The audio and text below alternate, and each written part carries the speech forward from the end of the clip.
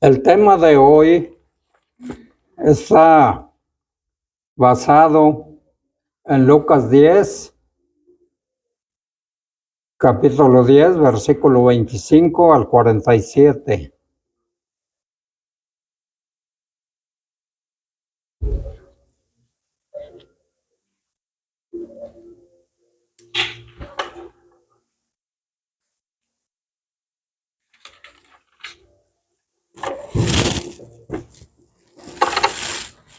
El cual dice así: para la honra y la gloria de Dios.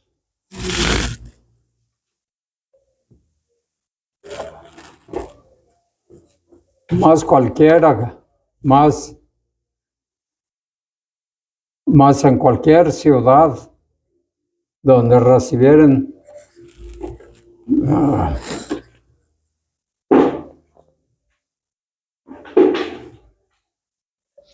capítulo 10, en el versículo 25 al 47. 25 al 47.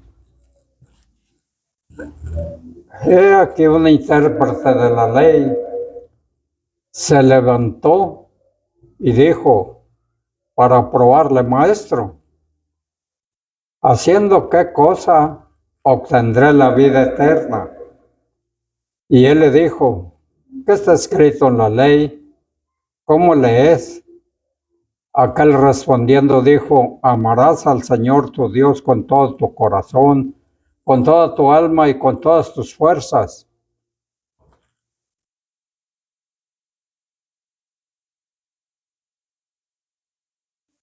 Y con toda tu mente, y a tu prójimo como a ti mismo. Y le dijo, bien has respondido, haz esto y vivirás. Pero él, queriendo justificarse a sí mismo, dijo a Jesús, ¿quién es mi prójimo? Respondió Jesús y le dijo, un hombre descendía de Jerusalén a Jericó, cayó en manos de ladrones, los cuales le despojaron, hiriéndole, y se fueron, dejándole medio muerto. Aconteció que descendió un sacerdote por aquel camino, y viéndole, se pasó de largo. Asimismo, un levita, llegando cerca de aquel lugar, y viéndole, pasó de largo. Pero un samaritano que iba de camino, vino cerca de él, y viéndole fue movido a misericordia, y acercándose, vendó sus heridas, echándole aceite. Vino y poniéndole en su cabalgadura, lo llevó al mesón y cuidó de él. Al otro día, al partir, sacó 2 denarios y le dijo al mesonero, cuídamele. Todo lo que gastes de más yo te lo pagaré cuando regrese. ¿Quién pues de estos 3 te parece que fue el prójimo del que cayó en manos de ladrones? Y él dijo, el que usó de misericordia con él. Entonces Jesús le dijo, ve y haz tú lo mismo. Amén.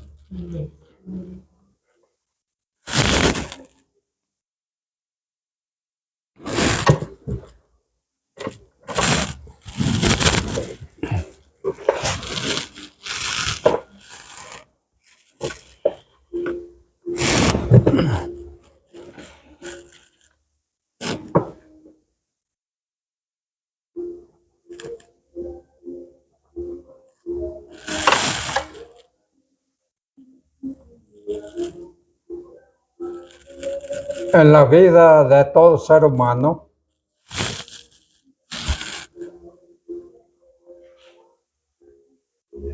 hay 2 preguntas supremas. Y son preguntas que podrían revolucionar al mundo si los hombres preguntasen y luego se atuviesen a sus respuestas.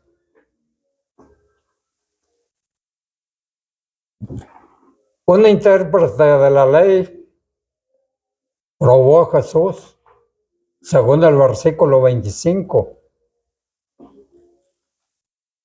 El intérprete no estaba buscando la verdad, no estaba tratando realmente de descubrir el camino hacia Dios. ¿Saben cuál era su propósito? Pues su propósito era sorprender a Jesús y llevarlo a desacreditarse a sí mismo mediante alguna respuesta fuera de lo normal, que le atrajera la oposición de la gente. ¿Cómo heredamos la vida eterna? Es una pregunta. La primera pregunta suprema es: ¿cómo heredamos la vida eterna? Nota que la pregunta del intérprete acentúa las obras. Preguntó haciendo qué cosa, dijo él. En su concepto, la salvación era por obras. Dios lo iba a aceptar por el hecho de ser o de poder llegar lo suficientemente bueno. No tenía idea de, pues, digamos, de que el amor de Dios tenía la salvación. El amor de Dios, como nos dice en Efesios 2:8 y versículo 9. Dice: por gracia sois salvos, por la fe. Y esto no de vosotros, pues es don de Dios, no por obras, para que nadie se gloríe. Allí nos está hablando en cuanto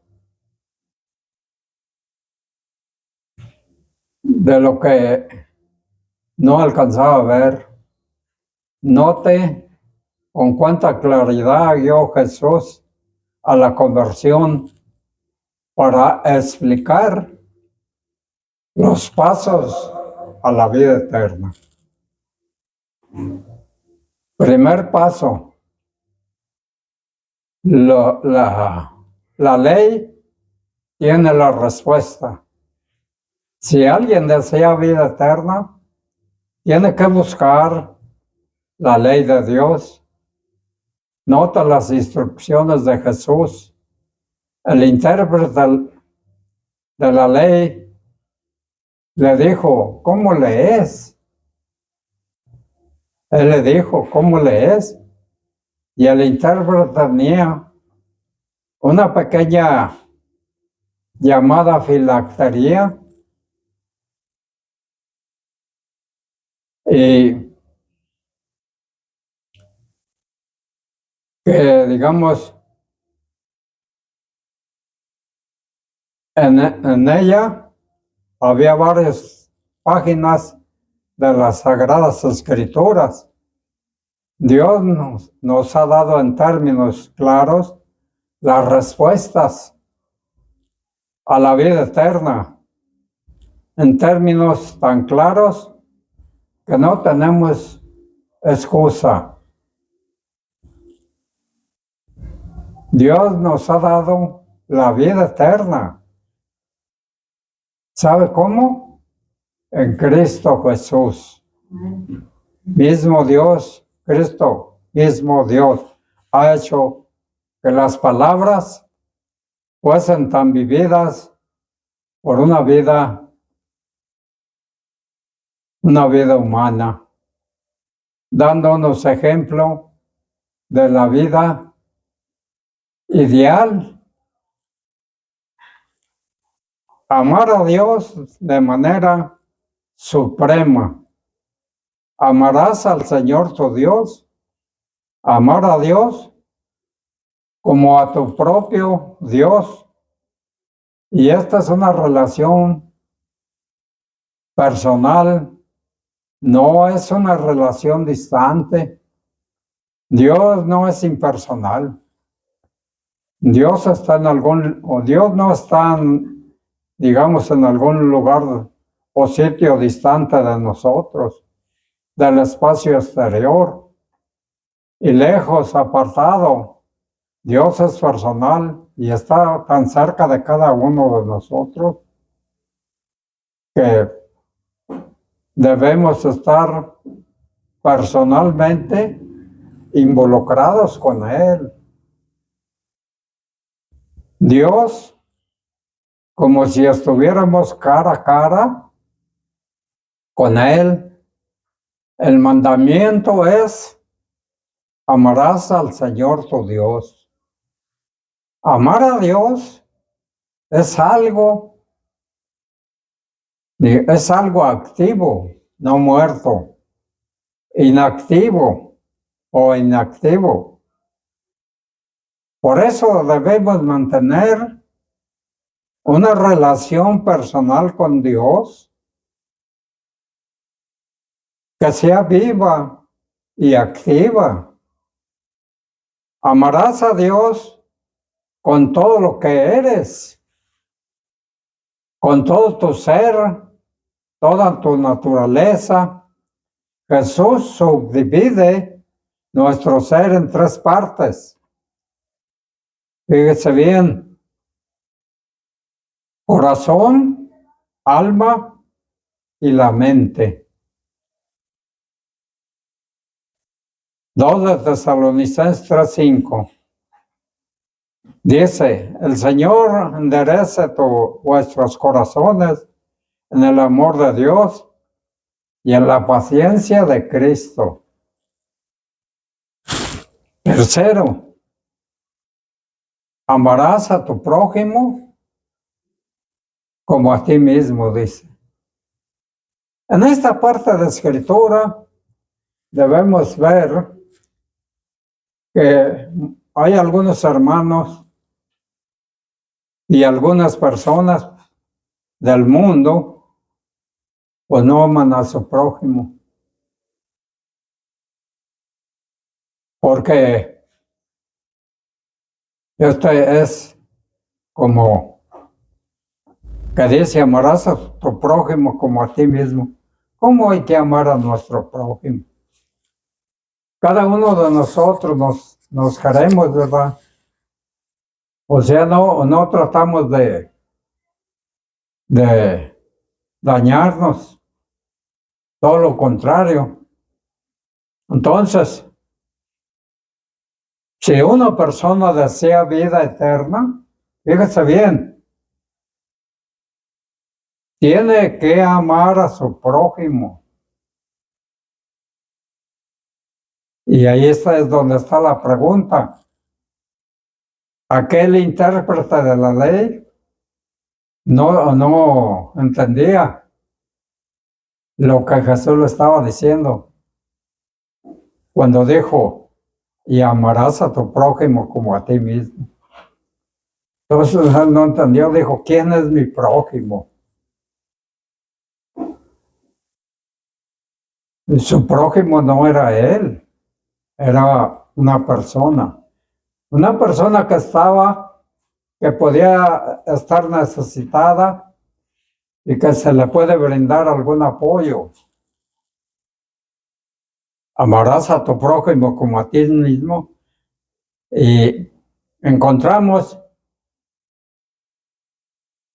el primer mandamiento: amarás a Dios, es abstracto, no se le puede ver ni entender en sí mismo. Es preciso que haya una demostración, algo hecho para que el amor visto y entendido una declaración, pues, podemos decir, de amor sin demostración, sin demostrar eso, es vacía. Es solo una declaración de amor y no se conoce, al menos que se demuestre.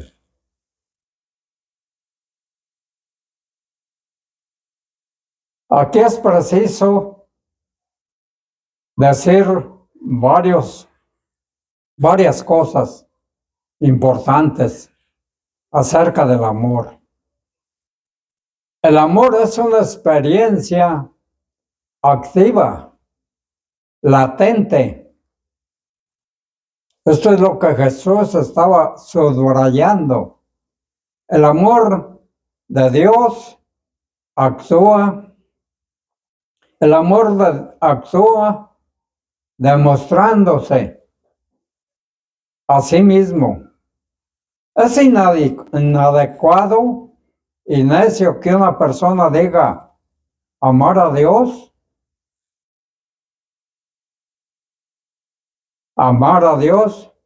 pero luego permanece inactiva, es decir, no hace nada, quieta, sin hacer nada por Dios. Entonces, el amar a nuestro prójimo demuestra nuestro amor a Dios. Si amamos a nuestro prójimo, demuestra el amor a Dios. Pero hay hermanos que han dicho, ese hermano a mí realmente no me pasa. Por decirlo así, digo, me cae mal. Pero ¿por qué tenemos que amarlo? ¿Por qué tenemos que doblegar nuestro orgullo y decir, debo de amar a mi prójimo, debo amar a este hombre, a este hermano que me produce odio, debo amarlo? Una persona puede decir que ama a Dios, pero aborrece a su prójimo y actúa sin bondad hacia su hermano. Sabe que su amor son meras palabras. La realidad, el amor que él puede tener al prójimo son meras palabras cuando no lo demuestra.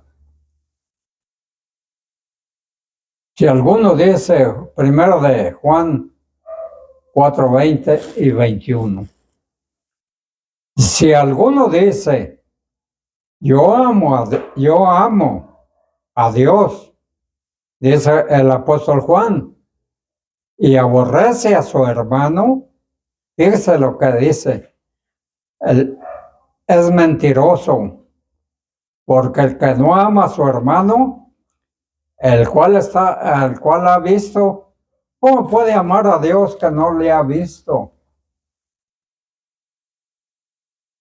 Y nosotros tenemos este mandamiento, dice el apóstol Juan, de él, que ame a Dios y ame también a su hermano, dice el apóstol Juan. Ame también a su hermano. Segunda pregunta.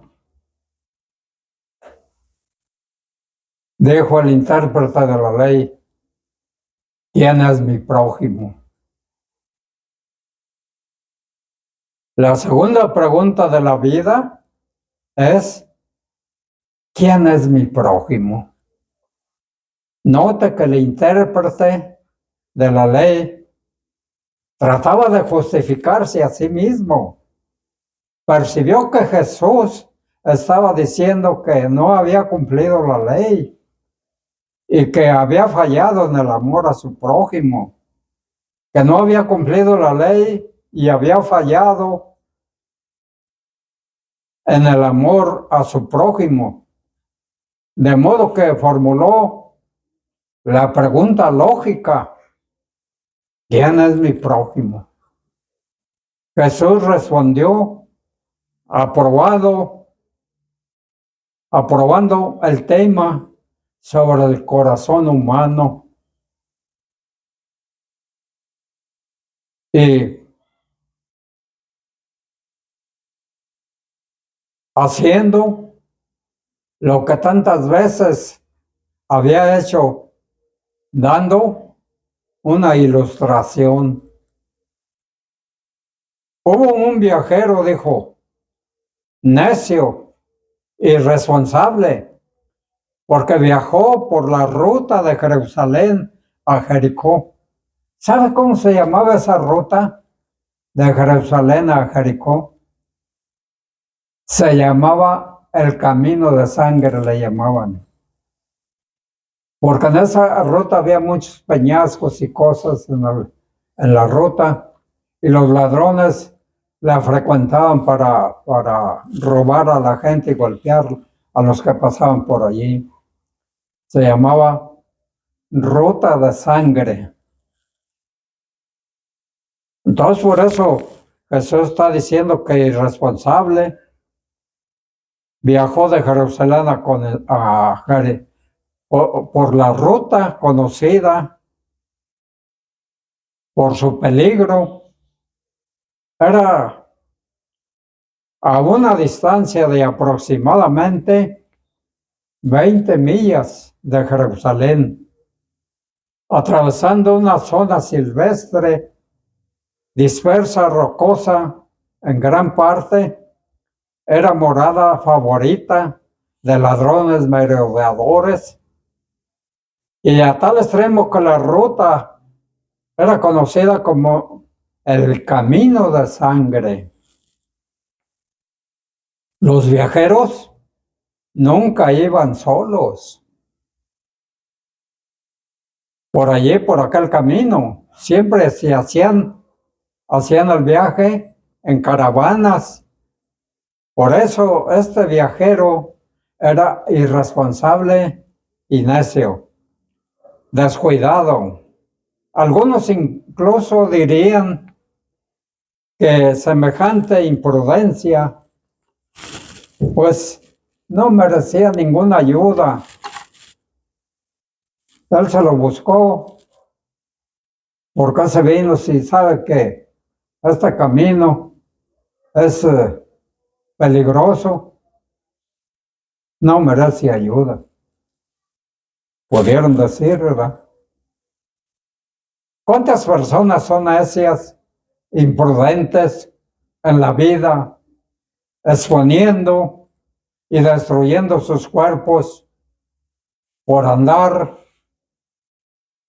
en donde no deben andar y haciendo lo que no deberían hacer también? Proverbios 22:3. El avisado, dice Salomón,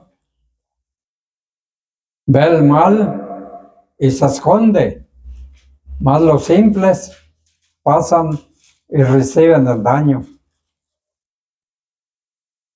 Es prudente, prevé el mal que llegue a presta a evitarlo.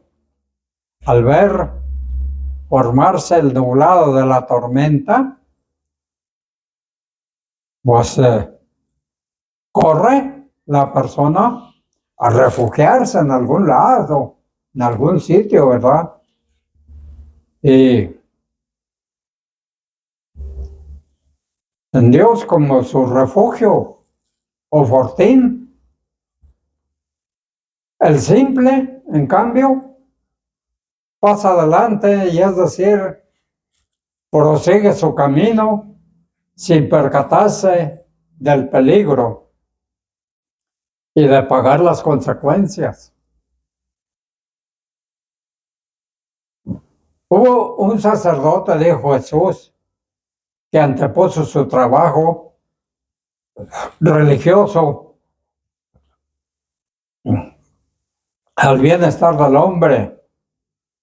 Note que este era un religioso que ni siquiera dio muestras de dirigirse al herido para ayudarle. Pasó de largo, significa que se alejó apresuradamente. Probablemente el sacerdote se apresuraba para cumplir sus obligaciones religiosas vespertinas. El trayecto que requería era un día de viaje, de modo que se habrá apresurado para llegar. También había un reglamento religioso, por lo cual una persona quedaba impura. Fíjese bien, durante 7 días después de tocar un muerto. La persona que estaba allí tirada dice que estaba como muerto. Y el sacerdote luego se quiso exponer.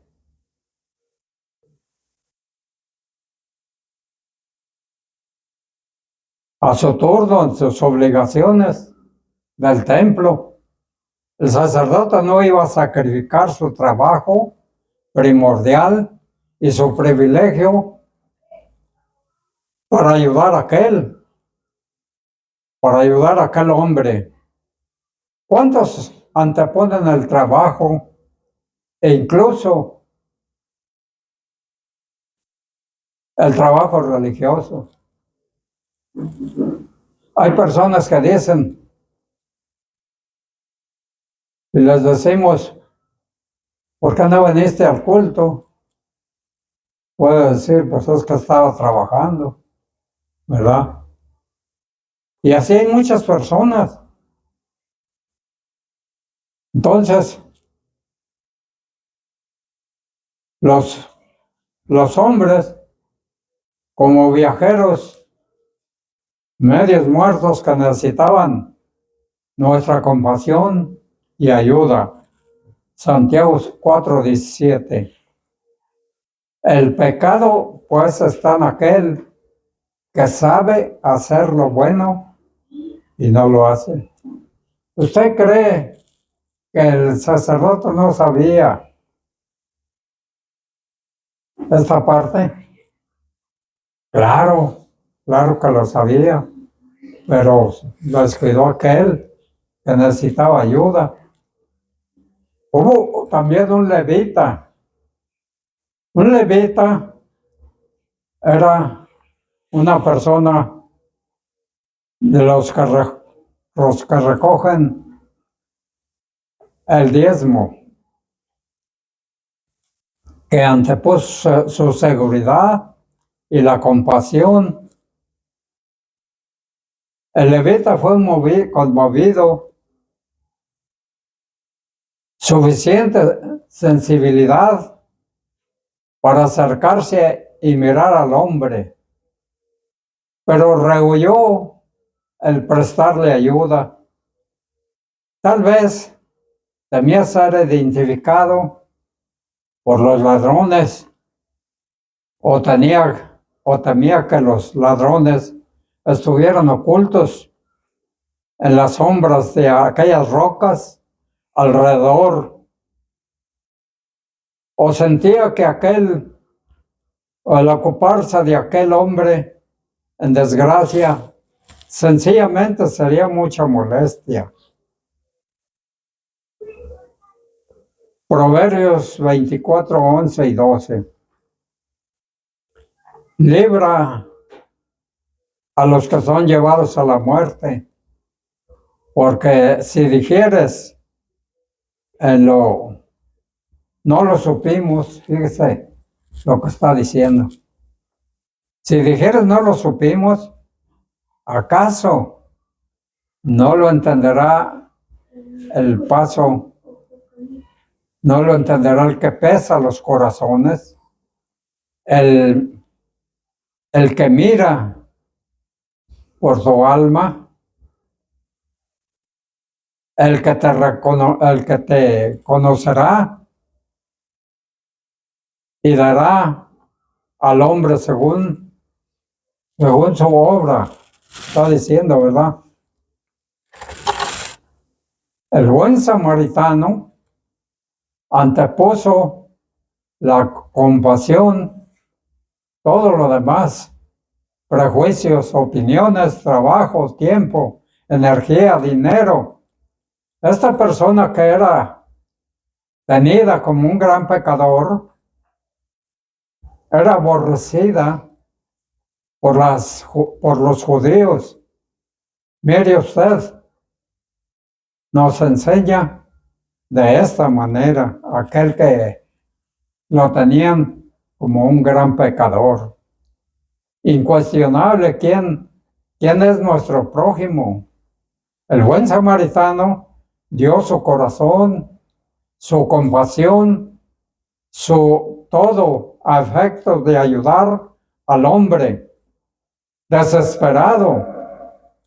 El hombre herido era un judío y el buen samaritano y los judíos eran de raza diferentes.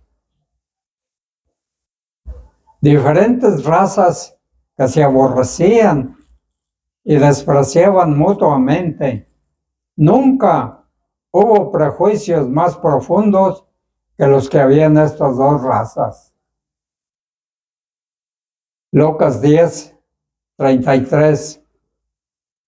Pero un samaritano que iba de camino vino a él y vendóle y fue movido a misericordia. Sin embargo, el buen samaritano tenía un sentido humanitarismo común. Era un hombre que vio a otro hombre, no un judío o un enemigo. Esto era lo más extraño, porque los judíos maldecían a los samaritanos. Existía la probabilidad de que él, judío, herido, samaritano, una vez recuperado, sin embargo, a pesar de todo, el buen samaritano vio a un semejante, un ser humano desesperadamente necesitado, conmovido a pasión, a compasión, y el buen samaritano dejó su trabajo, tiempo, energía para ayudar. Note lo que hizo, cada paso es importante, que demostrar cómo debemos amar a nuestros semejantes. Se acercó, fue hacia él personalmente para ayudarlo, vendó sus heridas, alivió su dolor, vertió aceite y vino en sus heridas y cuidó de él, lo atendió y se ocupó personalmente de él. Nota el tiempo y la energía, el dinero que esto involucra, mostrar el amor al prójimo y poner amor en acción. Requiere tiempo, energía y dinero. El amor no es una mera idea, es un sentimiento hacia Dios, en acciones, en prácticas, en entrega, para ayudar a cualquiera que necesite ayuda. El buen samaritano se ocupó que siquiera recibiera compasión, los cuidados necesarios. 2 denarios equivalían aproximadamente a 48 días de hospedaje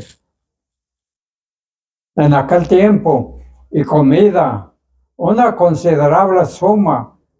Que note que el samaritano dijo, si costaba más, a su regreso le pagaría. El mandato del Señor Jesús fue contundente. Ve y haz tú lo mismo, le dijo.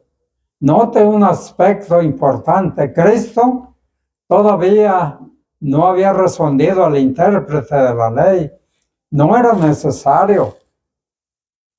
La respuesta era asombrosamente clara. Si el intérprete de la ley, si requería vida eterna, debía hacer lo mismo. Sabía que era su prójimo, cualquier persona que necesitara ayuda. Misericordia, el intérprete se vio obligado a admitir esto. Sin embargo, hacía más que una simple confesión. Hacía falta. ¿Sabe qué hacía falta? El amor. El intérprete, todos debemos demostrar amor y ocuparnos de nuestros asuntos que nos corresponden. Alrededor nuestro están heridos, sufren. Amén. Señor les bendiga.